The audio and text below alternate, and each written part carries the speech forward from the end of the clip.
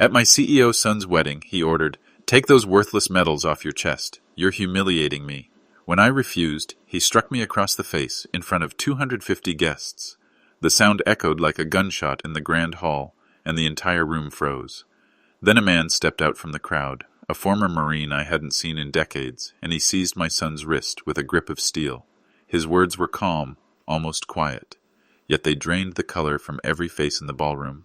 "You just crossed the wrong man's father." Before I go on, please subscribe to the channel and tell me in the comments where in the world you're listening from. I never imagined my own child would be the one to try to destroy me. I'm 62 years old, and life has carved me into something most people couldn't begin to understand. I've survived 3 tours in Iraq, dragged friends bleeding into the dirt while bullets screamed above us, and carried scars that still burn when the weather shifts. I've stared into the eyes of death and walked away more times than I can count. But nothing, absolutely nothing, prepared me for the humiliation of standing in my son's world, in a hall dripping with chandeliers and marble, and realizing he saw me not as a father, not as a survivor, but as an embarrassment he wanted erased.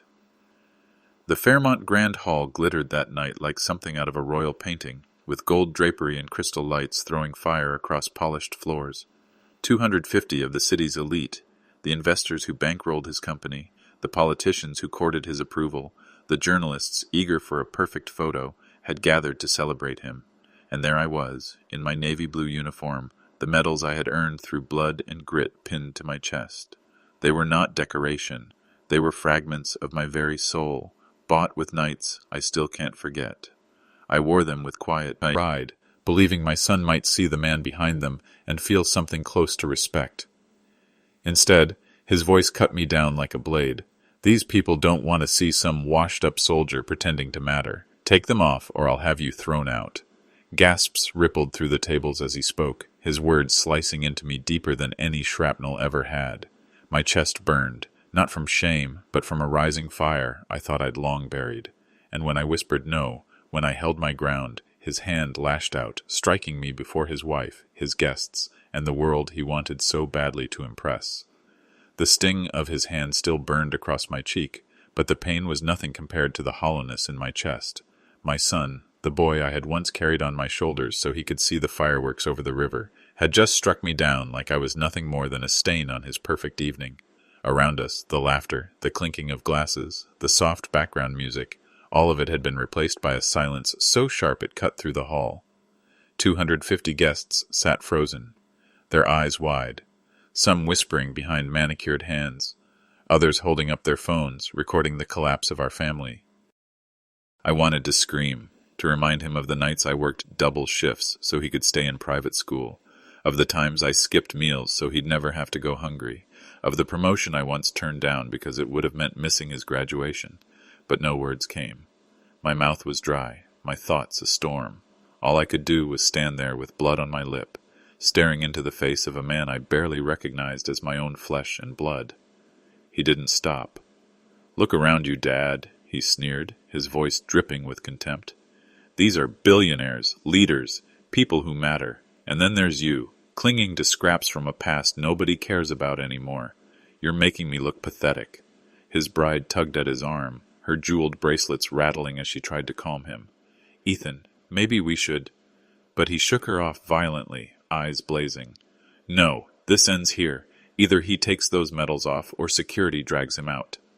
The crowd shifted uneasily, forks scraping against plates as whispers swelled. I saw pity in some eyes, judgment in others, but what cut deepest was the pride on Ethan's face, as though stripping me of my dignity was some grand performance for his audience.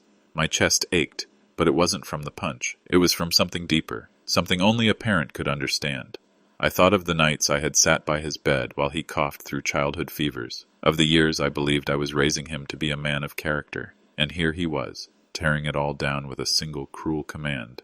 I lifted my chin. My voice trembled, but it did not break. "No," I said again, quietly but firmly. His face twisted, darkening like a thundercloud.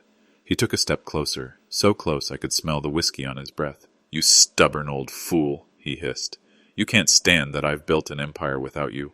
You hate that I'm successful while you waste away on a pension." The room swayed with gasps. The father he owed everything to had become, in his eyes, nothing more than an obstacle, a relic he wanted erased.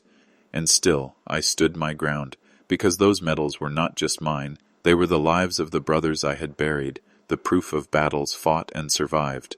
No command, not even from my own son, would make me lay them down. I lowered my eyes for a moment, not out of shame, but because I couldn't bear the weight of his words.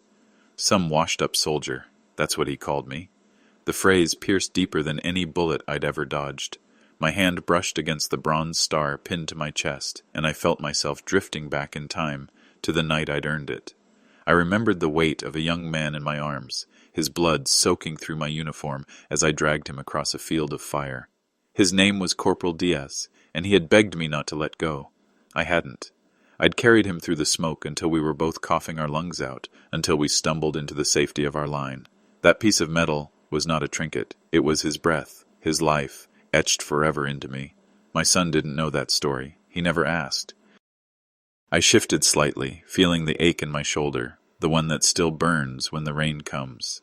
That ache was my Purple Heart, earned when shrapnel sliced into me during another mission. I can still hear the explosion, feel the dirt sting my skin as it rained down, and yet I had pulled myself up, kept fighting because the men beside me needed me alive. That medal wasn't decoration, it was pain, sacrifice, proof that I had given every ounce of myself for something greater. But Ethan, my son, sneered at them as if they were children's toys pinned to my chest. "Look around you," he barked, sweeping his hand across the glittering room. "Do you think these people care about dusty old wars? They're here for me, for my success, for what I built." His voice echoed under the chandeliers, and more heads turned, whispers growing louder. I remembered the long nights at the base when he was a boy, when I skipped overtime pay so I could take leave and surprise him at his school play. I remembered the years of silence at the dinner table when his mother left and it was just him and me, and how I forced myself to smile, even when my body ached from training soldiers half my age. Every sacrifice, every choice I made, was for him. Now, standing here under the crystal lights, I realized he saw none of it. To him, my life's battles were nothing but embarrassing stories better left buried. The sting in my lip from his punch was nothing compared to the deeper wound, the one that comes when a father realizes his child does not just fail to understand him, but despises him. I straightened, the weight of my medals heavy against my chest, and whispered more to myself than to anyone else. These are not an embarrassment. These are who I am. Ethan's face darkened at my words, the way it used to when he was a boy denied a new toy. But this was no childish tantrum. This was a grown man, a CEO, trying to erase his father's identity in front of the very people he wanted to impress. His voice thundered through the ballroom, sharper than the string quartet's broken silence. "Enough of this nonsense. Take them off, or I swear I'll have you dragged out of here." A ripple of unease passed through the crowd. I could feel eyes on me from every angle, some wide with pity, others with the kind of cold amusement that comes when the powerful turn a family into theater. My heart thudded painfully, not from fear, but from rage. Rage at the fact that my own flesh and blood was stripping me of dignity I had bled for. "No," I repeated, my voice low but firm. I wasn't moving. Not tonight. Not ever. Ethan's eyes flared, his hand clenched into a fist, and before I could brace myself, it shot forward. The impact cracked across my jaw, snapping my head sideways. A sharp, metallic taste filled my mouth as blood trickled down my lip. Gasps erupted like fireworks through the room, women clutching pearls, men leaning forward in disbelief. The chandeliers above seemed to tremble with the shockwave of his strike. I staggered back, gripping the edge of a chair for balance, staring at him through watery eyes. My son, my only son, stood there straightening his tie, breathing hard, as if hitting me was nothing more than a business decision executed with precision. "Security!" he barked, his voice slicing the silence. "Remove this man from my wedding!" Two men in black suits stepped forward from the corners of the hall, their shoulders broad, their steps deliberate. The crowd parted like water as they advanced toward me. My knees felt weak, but not from their presence. It was from the realization that Ethan had crossed a line we could never step back over, and then it happened. A voice cut through the air, deep and commanding, with the weight of authority that silenced the hall in an instant. "Nobody lays a hand on that man." The words slammed into the silence like thunder, Heads turned, gasps rose again, and the advancing security froze in place. From the sea of glittering gowns and polished shoes, a tall figure emerged. His suit was sharp, his hair streaked with gray, his presence radiating a power that had nothing to do with money or status. He walked with the precision of a soldier, each step measured, eyes burning with fury. He reached Ethan in 3 strides and clamped down on his wrist, just as my son lifted his hand again. The grip was unyielding, like steel forged in battle. Ethan's confident smirk faltered as he tried to yank free, but the man's hold did not budge. His voice was low, deadly calm, each syllable like a hammer striking stone. "You just made the gravest mistake of your life." The ballroom went utterly still. 250 guests, crystal glasses half raised, every eye fixed on the scene. I touched the blood at my lips, staring at the man who had just stepped out of my past and into my son's world, and felt a chill crawl through my veins. Because I knew, from the way he stood, from the way he spoke, that this wasn't a stranger at all. Ethan's face flushed crimson as he twisted against the stranger's grip. "Let go of me," he snapped, but his voice cracked just enough to betray the fear creeping in. The man holding him didn't flinch. His hand remained like a vice around Ethan's wrist, his steel-gray eyes boring into him with the kind of fury that makes even the most arrogant falter. "You think you're powerful because you built a company," the man said, his tone calm but deadly.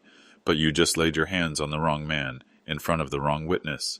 His words didn't shout. They didn't need to. Every guest in the hall leaned in to hear them, the tension so sharp it could have sliced glass.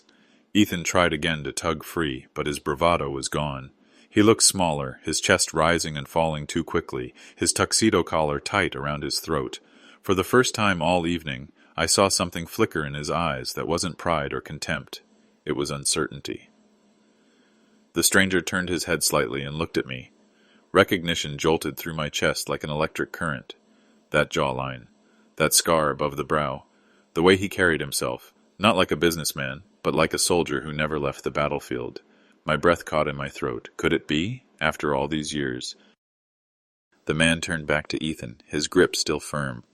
"You will apologize to your father," he said, each word cutting like a blade. Ethan gave a sharp, bitter laugh, though it came out shakier than he wanted.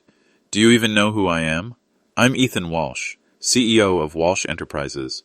This is my wedding, my night. Nobody tells me what to do." The man's lip curled into the faintest smile, but it wasn't amused. It was the smile of a predator who already knew the outcome. "I know exactly who you are," he said coldly. "What you don't know is who he is." He tilted his head toward me, and the room seemed to grow colder.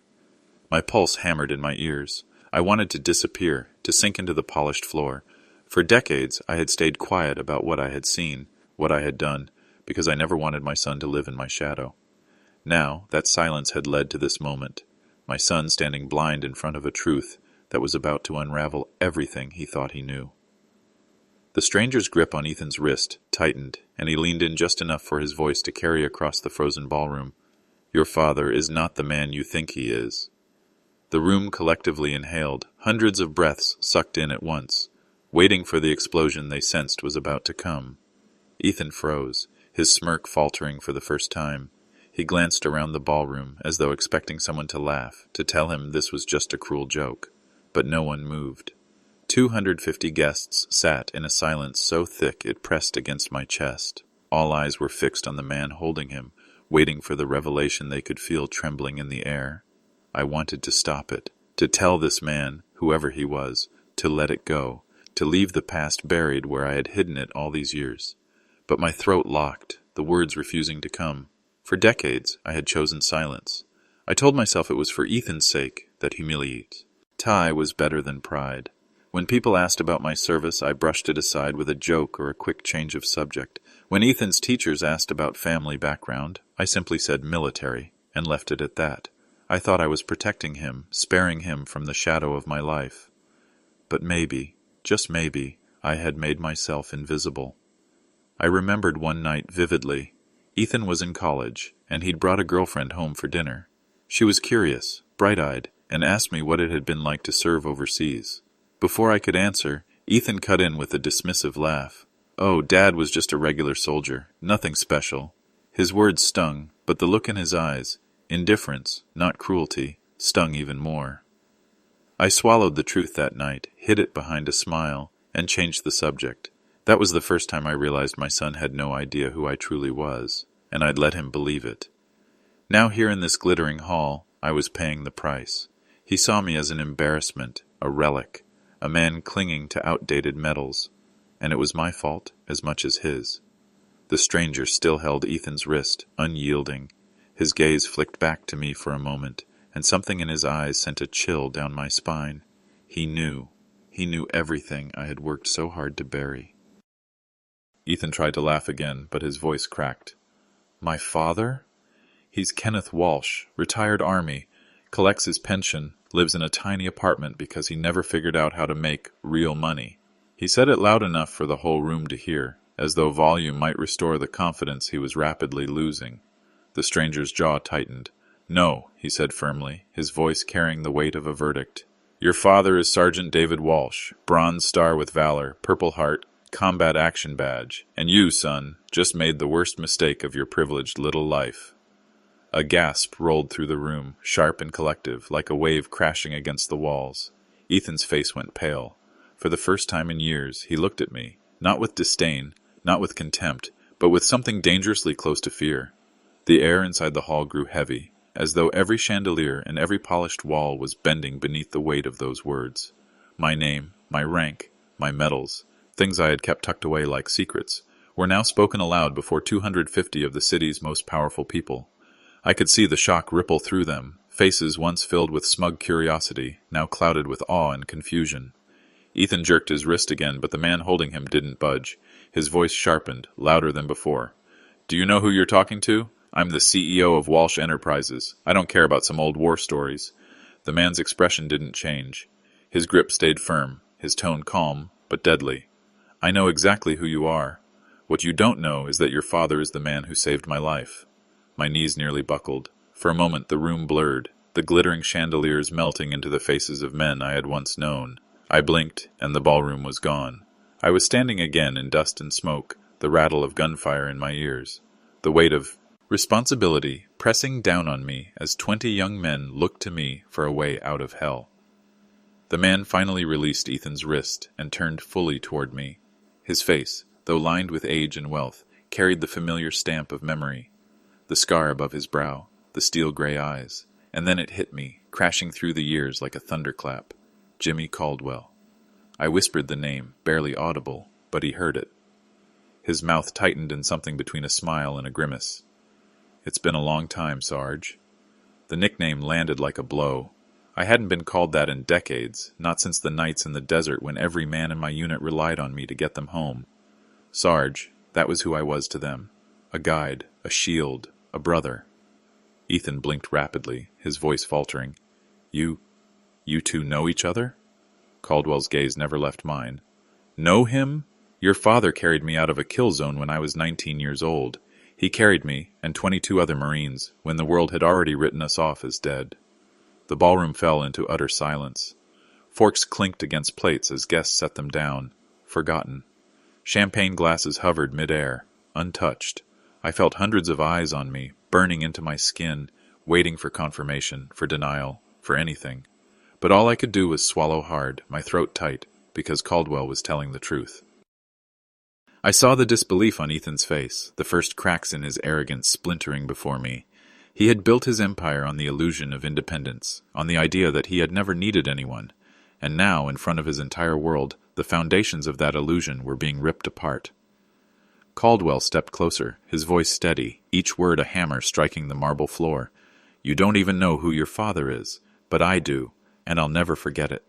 Caldwell's eyes swept the room, his voice dropping lower, but somehow it carried to every corner of the hall.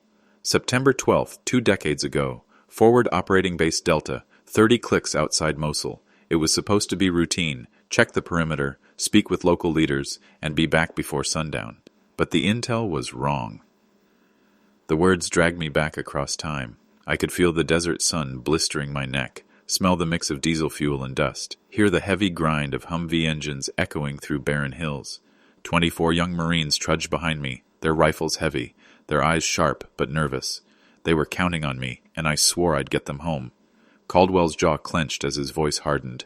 We walked straight into an ambush, 50 insurgents waiting in the rocks above, armed to the teeth with RPGs and heavy machine guns. The first rockets came screaming down before we even knew what was happening.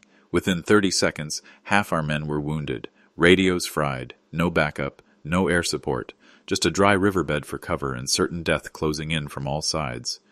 I closed my eyes, and for a moment I was there again, the stench of blood, the cries of the wounded, the fear in every set of eyes staring at me, searching for answers while the world collapsed around us. Caldwell's voice softened, almost reverent. We should have died there, every last one of us. But your father... He pointed Strat, eyed at me, his hand steady, his gaze unflinching, stood up in the middle of that kill zone. Gasps rippled through the crowd. Ethan shifted uneasily, his confidence unraveling with every word. He didn't cower, Caldwell continued. He didn't freeze. He rose to his feet, bullets snapping past his head, and started barking orders like he was born for that hell. He organized us. He created covering fire. He dragged the wounded himself when no one else could move. For 6 hours, while the sun burned and the enemy tried to bury us, Sergeant David Walsh held that line together. My chest tightened as the memories surged back. Martinez crying for his mother with a gut wound, Chen dragging himself with a leg full of shrapnel, and Caldwell, barely more than a boy then, his rifle shaking, his eyes wide with terror. I remembered grabbing his shoulder, forcing him to focus, telling him he wasn't going to die, not on my watch. Caldwell's voice broke through my reverie, calm but trembling at the edges. When the helicopters finally came, 23 Marines walked onto those birds alive. Not one KIA, not one left behind. And the only reason we made it out, he turned to Ethan, his words slicing through the stunned silence, was because your father refused to let us die. The silence that followed Caldwell's words was heavier than any battlefield smoke I'd ever breathed. 250 guests sat frozen, their champagne glasses half raised, their mouths half open. Somewhere, a woman stifled a sob, the sound cutting sharp in the hush. Ethan's face, once smug and glowing with arrogance, had gone pale. He stared at Caldwell like he'd just spoken a language he'd never heard before. Caldwell stepped closer to him, his tone low, but charged with a quiet fury. Do you understand what that means? 6 hours in a kill zone. 6 hours of bleeding men, screaming for their mothers, staring at death.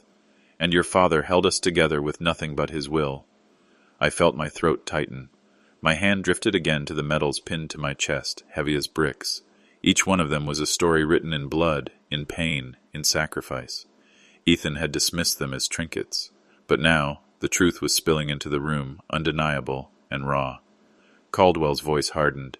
He carried Corporal Martinez on his back while rounds cracked inches from his skull. He threw himself over wounded men when the rockets came.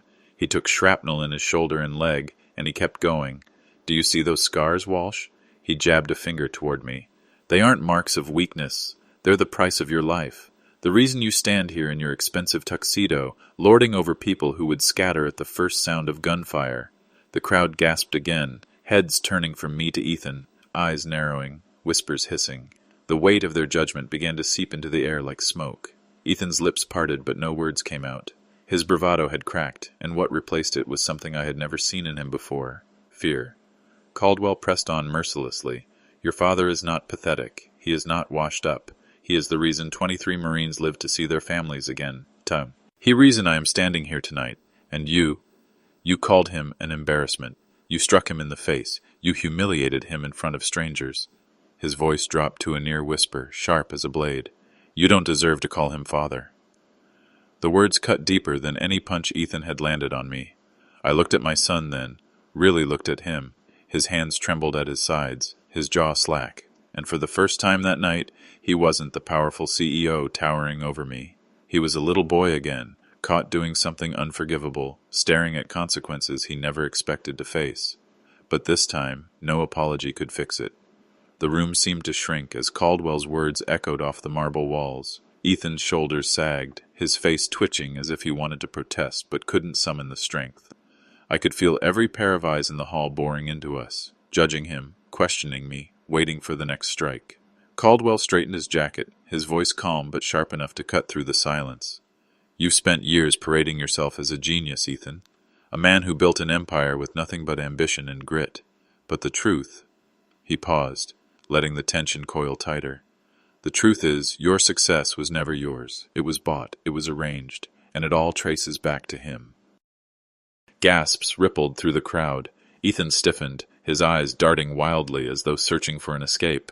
"That's a lie," he spat, though his voice cracked halfway through. "I built Walsh Enterprises from the ground up." Caldwell shook his head slowly, almost pitying. "Ground up? Let me remind you. That first contract you brag about, the one that catapulted your company into relevance, came through my subsidiary. I signed off on it personally, because I owed your father a debt I could never repay." The room murmured, the noise swelling like a storm. Ethan's lips trembled. "That's not—" "And Blackridge Capital," Caldwell interrupted, his voice growing louder, more commanding. "The investors who funded your Series A? I sit on their board. They invested because I vouched for you, because your father once carried me through a river of bullets." The weight of his words hit Ethan like a physical blow. His face drained of color as the truth unraveled before him.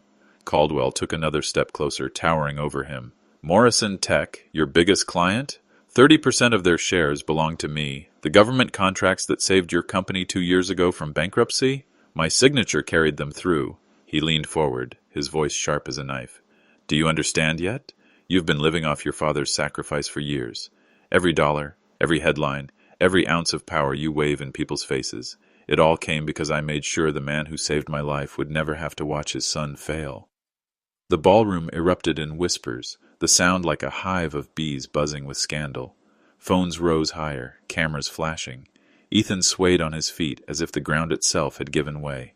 His empire, his reputation, the identity he had built stone by stone, it was crumbling in front of him, reduced to dust by one truth he never saw coming. And me, I stood there silent, numb, watching as everything I thought I knew about my son's success dissolved into smoke. The pride I had once felt in his achievements was suddenly hollow, empty, leaving behind nothing but the bitter taste of betrayal. The whispers swelled into a storm. Guests leaned toward one another, eyes darting between Ethan, Caldwell, and me. I caught fragments. Charity case. All a lie. Not self-made after all. My son's carefully crafted image, the empire he had boasted about, was unraveling thread by thread. Ethan's bride clutched his arm, her face pale beneath her makeup. "Ethan," she whispered urgently, "say something." But for once, my son had no speech ready, no clever retort. His lips moved, but no sound came. Caldwell's eyes blazed as he pressed forward, each word like a hammer against stone. "For 15 years I've pulled strings quietly, carefully, so your father's son would never want for opportunity. Not because you deserved it, Ethan, but because he earned it when he bled for me in a place where men don't come back." He let that sink in. Silence rippled through the room again, deeper this time. I saw faces harden with disgust. The same investors who once toasted Ethan's vision now looked at him as though he were a fraud they'd been tricked into backing. Ethan shook his head violently, his voice finally breaking free. "No, no! I built this! I worked for everything I have!" But even as the words left his mouth, doubt twisted his features. His eyes darted toward me, pleading, as though I could save him from the truth now swallowing him whole. Caldwell didn't flinch. "Tell me then, Ethan, the $5 million from Apex Ventures last year, did you think that was luck? One phone call from me and the money flowed. The defense contract that saved you from collapse? My word carried it across the line." He leaned closer, his voice a low growl. "Your success was never yours. It was your father's shadow sheltering you all along." A woman in the front row gasped, covering her mouth. A man in the back muttered, "Unbelievable." The ballroom had shifted, no longer a celebration, it had become a tribunal, and Ethan was the accused. My son's chest rose and fell too quickly, his bravado crumbling before my eyes. His bride tugged her arm from his grip, stepping back as though she didn't recognize the man beside her. The whispers turned sharper, angrier, disgraceful, ungrateful, to strike his own father. For the first time, Ethan's gaze truly met mine. There was no contempt left, no sneer, only desperation. But as he opened his mouth, his voice cracked under the weight of it all. "Dad, I didn't know." The words trembled in the air, fragile and hollow. And for the first time in my life I saw fear in my son's eyes. Not fear of failure, but fear of finally being seen for what he truly was. The room no longer belonged to Ethan. He stood in the center of it, but the spotlight that had once been his crown now seared him like a punishment. The whispers had grown into a steady hum, cameras lifted higher, faces sharpened with curiosity and scorn. I could almost feel the internet already buzzing beyond these walls, ready to feast on the downfall of a man who had paraded himself as untouchable. Caldwell straightened his cuffs with the ease of someone who knew he held absolute power. "This isn't about embarrassment anymore," he said, his voice carrying like a judge delivering a sentence. "It's about accountability. I've protected you for 15 years, Ethan, but tonight you spat on the very man whose blood bought you everything you own." He gestured toward me with a sharp motion. "That ends now." Ethan stumbled a step forward, shaking his head violently. No, you can't do this. My company, my employees." Caldwell cut him off, voice like iron. "Your company exists because I allowed it. Your employees are safe because I ensured it. But as of this moment, Walsh Enterprises no longer enjoys my protection." He pulled a phone from his pocket, dialing with calm precision. "Patricia," he said into the receiver, his tone cool and professional. "Effective immediately, prepare withdrawal notices from all Richardson contracts with Walsh Enterprises, every single one." The crowd gasped. Ethan's jaw dropped, his face draining of color as if he'd been struck again. "Wait, you can't." Caldwell spoke over him, still on the line. "Yes, draft a complete acquisition proposal as well. We'll absorb the employees, honor their benefits, and complete existing contracts under Richardson Industries. Market value plus 20% goodwill." He paused. "Yes, tonight. I don't care how late it is." When he ended the call, the silence that followed was suffocating. Ethan swayed on his feet, his hand gripping the back of a chair as though the ground beneath him was crumbling, and maybe it was. His empire, every contract, every handshake, every boardroom triumph, was dissolving in real time, right in front of the very people who once applauded him. Melissa, his bride, clutched her bouquet so tightly petals broke off and scattered across the marble. "James," she whispered desperately to Caldwell, "please, there must be another way. This is our wedding night." Caldwell's gaze was like ice. "Your husband made this choice. He raised his hand against a man the rest of us should be kneeling to thank. His downfall isn't mine, it's his own." I stood rooted, watching the empire I thought my son had built disintegrate in a matter of minutes. Pride, anger, grief, they all swirled together until I felt nothing at all, only emptiness. The son I had sacrificed everything for was being stripped bare before my eyes, and I couldn't decide if it was justice or tragedy. Ethan's breathing was ragged, his chest rising and falling, as though every breath cost him something. His empire, the life he had flaunted in magazine covers and interviews, was slipping through his fingers. The whispers of the guests now carried venom, some gloating at the spectacle, others shaking their heads in disgust. His bride edged away from him, her gown trailing like a retreating banner. Caldwell stood tall, his presence filling the ballroom. "There is one option," he said, his voice like a blade slicing through. The noise. The room fell silent again, every eye fixed on him.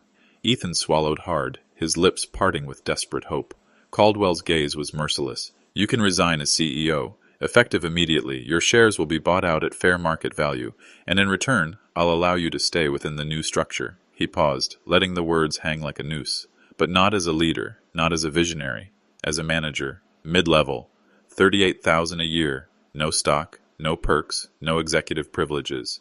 You'll clock in, clock out, and answer to someone above you." The ballroom erupted in low gasps. Ethan's head snapped toward him, eyes wide, horror etched into his face. 38,000, he stammered. That's nothing. I have a mortgage, cars, obligations. I'm not some clerk." Melissa's voice cracked like glass, shrill and sharp. "That won't even cover our lifestyle. How are we supposed to—" Caldwell turned his icy gaze on her, and she shrank back instantly. "Then you'll learn to live within your means," he said flatly. "The same way your father has lived his entire life, quietly, modestly, with dignity you've never even tried to understand." Ethan's lips quivered. He looked around the hall for support, but found none. The very men and women who once courted his approval now stared at him like a cautionary tale, a fallen idol. His eyes flicked back to me, desperate, searching for something. Rescue, forgiveness, maybe even guidance. "Dad," he whispered, his voice breaking, "what should I do?" The words stunned me. For years I had been invisible to him, dismissed, brushed aside as irrelevant. And now, in the ruins of his empire, he turned to me as if I were the only lifeline left. My heart twisted painfully, but I said nothing. Not yet. Caldwell's voice rose again, final and unyielding. Choose, Ethan. Step down and learn humility, or cling to your pride and watch everything crumble around you. There will be no third option. The chandeliers above flickered, as though echoing his ultimatum. My son stood trembling in the spotlight, sweat glistening on his brow, caught between the ashes of his pride and the humiliation of survival. The hall was so quiet I could hear the faint buzz of the chandelier lights above. Ethan's shoulders hunched, his eyes red-rimmed, his lips trembling as he looked at me. For the first time in his adult life, the CEO mask had slipped away, and what stood before me wasn't a titan of industry, but a frightened child begging for direction. "Dad," he whispered, his voice cracking. "Please, tell me what to do. Should I take it? Should I walk away? I don't know anymore." I stared at him, and for a long moment I saw not the man who had humiliated me, not the arrogant son who called me pathetic, but the little boy who used to ask me to check for monsters under his bed. The boy who clutched my hand at the fair because the crowd scared him. The boy I once swore I would protect from everything, even himself. But this wasn't a scraped knee or a bad dream. This was the wreckage of choices he had made, arrogance he had cultivated, respect he had squandered. And I couldn't fix it for him, not this time. "I don't know, Ethan," I said finally, my voice heavy, quiet. "That's something you'll have to decide for yourself." His face crumpled, panic flashing in his eyes. "But what would you do? If you were me, tell me, please." I drew in a long breath, tasting the metallic tang of my own blood still on my lip. I thought of the years I had bent myself in half to make his path easier, the double shifts, the missed opportunities, the silence I swallowed every time he mocked my service. All so he could stand tall, all so he could shine. And now, when his world collapsed, he came to me only because there was no one else left. "If it were me," I said slowly, each word sinking like stone, "I'd take the position. I'd learn humility. I'd work my way back up the right way, through merit, not favors. That's the only way you'll ever know what real success feels like." He nodded faintly, swallowing hard. For a moment I saw the flicker of a man who might finally learn what it means to earn instead of inherit. But then his gaze lifted again, desperate, clinging to hope. "And us?" he whispered. "What about us, Dad? Can we fix this?" The question cut deeper than his punch had. I looked at him, really looked, and realized that this was the one thing no amount of money, no contract, no deal could mend. The silence stretched, and I felt every year of disappointment pressing down on me. "I don't know, Ethan," I said softly. "I honestly don't know if there's an us left to salvage." The words broke something in him. His face twisted, his shoulders sagged, and for the first time in my life, I watched my son look truly small. 6 months later, the ballroom felt like a distant nightmare, a scene from someone else's life.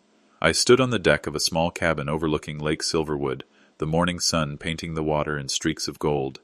The mug of coffee in my hand steamed in the cool air, and for the first time in decades, I had nowhere I needed to be.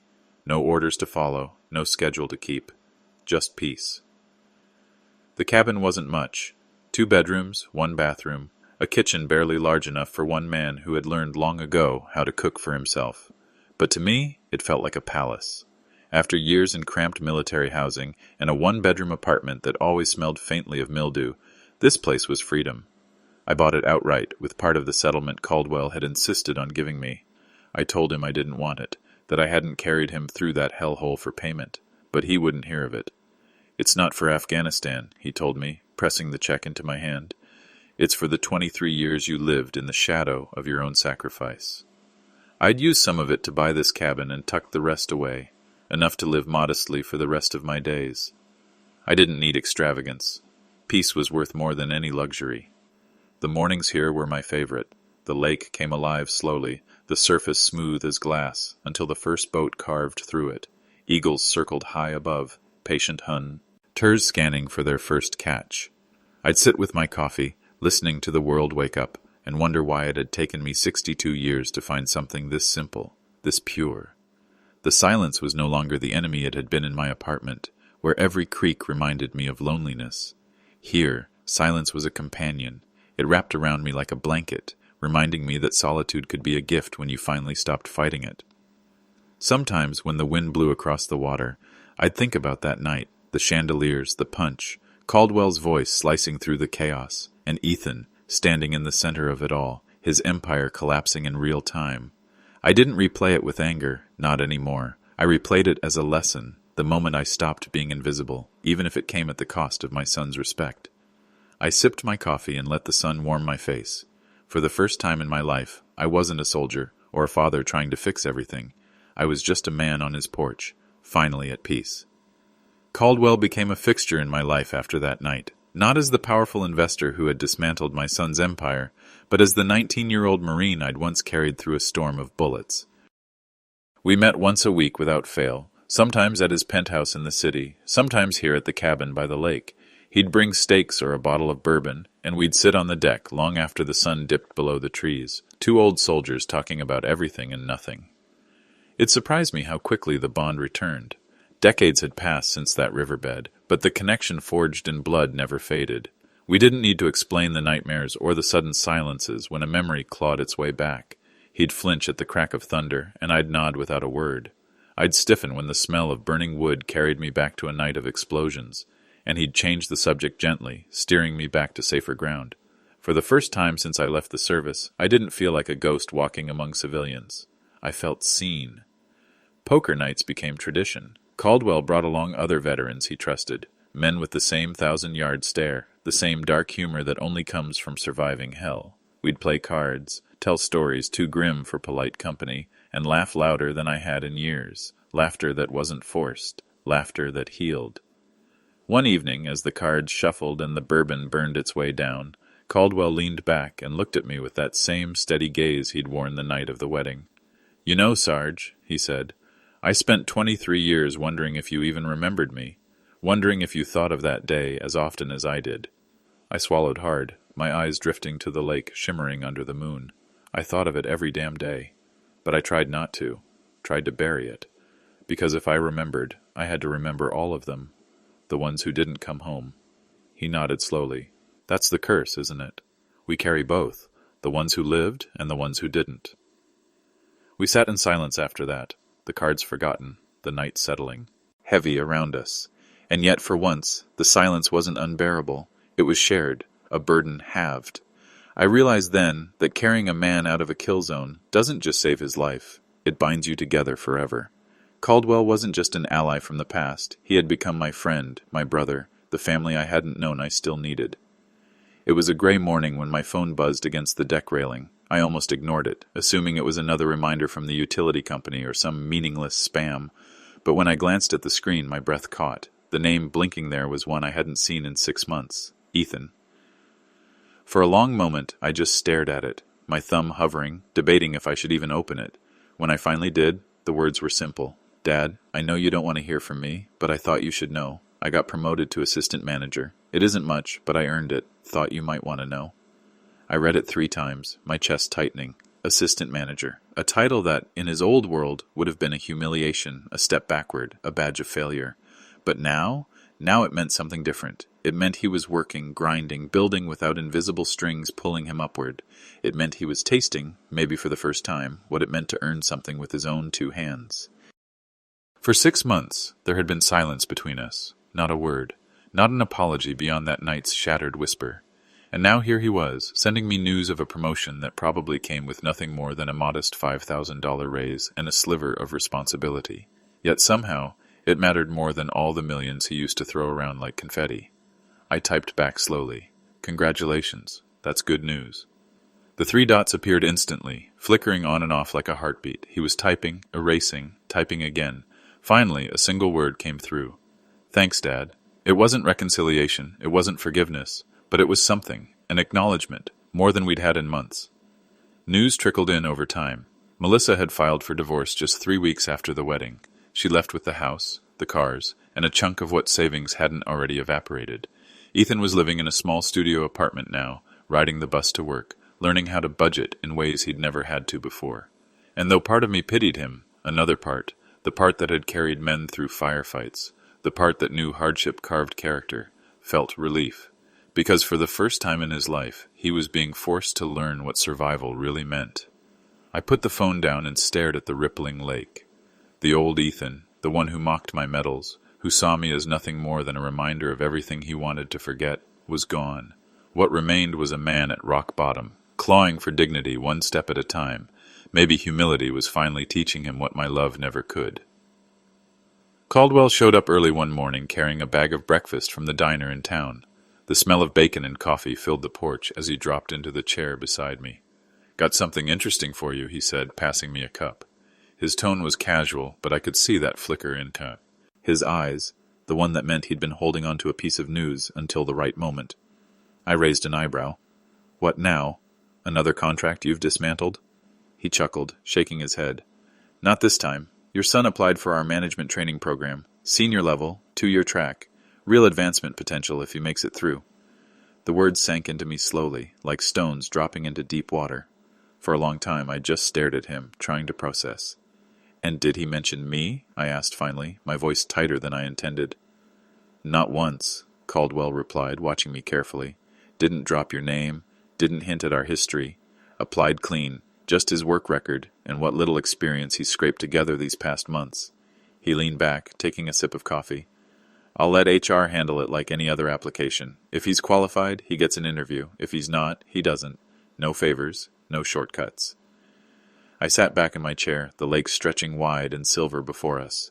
My chest felt heavy with something I couldn't quite name, pride, fear, maybe both.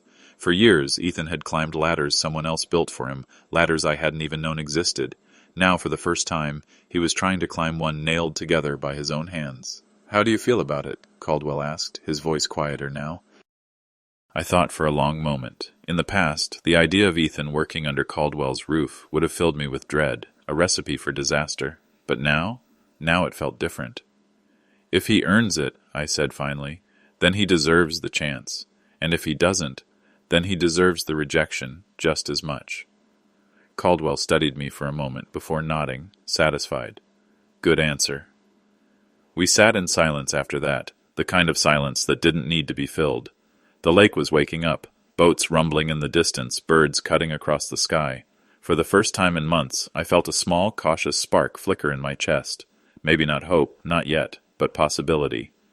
Ethan was walking a road I couldn't walk for him, and maybe that was the point. Maybe after all these years, he was finally learning the lesson I had carried in silence.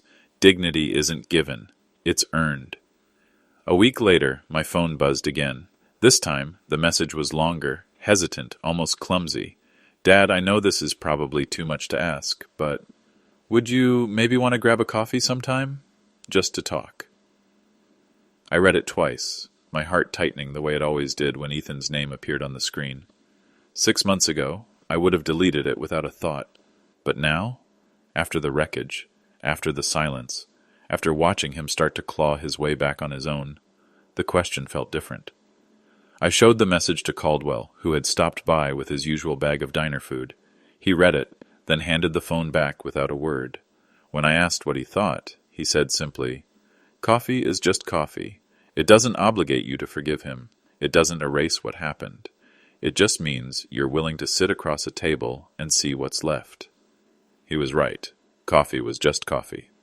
I typed back slowly. "Saturday, 10 a.m., IHOP on Route 16. I'll be there." The reply came almost instantly. "Thank you, Dad. We'll be there too."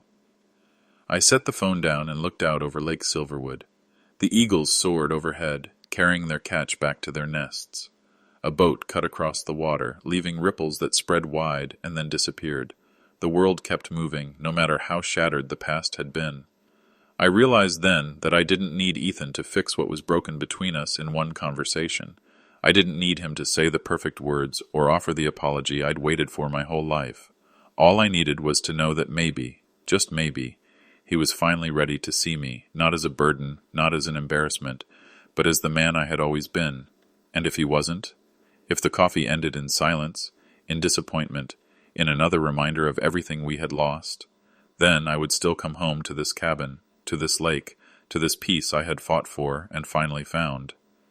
Caldwell raised his cup in a quiet toast. "To earned peace," he said. I clinked mine against his, a small smile tugging at my lips. To earned peace. For the first time in 62 years, I knew exactly who I was. Not because of my son's approval, Not because of a company's success, not even because of the medals that gleamed on my chest, but because I had learned that sometimes the greatest victory isn't winning someone back. It's discovering that you don't need them to be whole. So when Saturday came, I would sit at that diner table with no expectations, no demands, just a man meeting his son, coffee between them, and the chance, however small, for something new. If you've stayed with me until the end, tell me in the comments what peace means to you. And don't forget to subscribe for more stories like this one.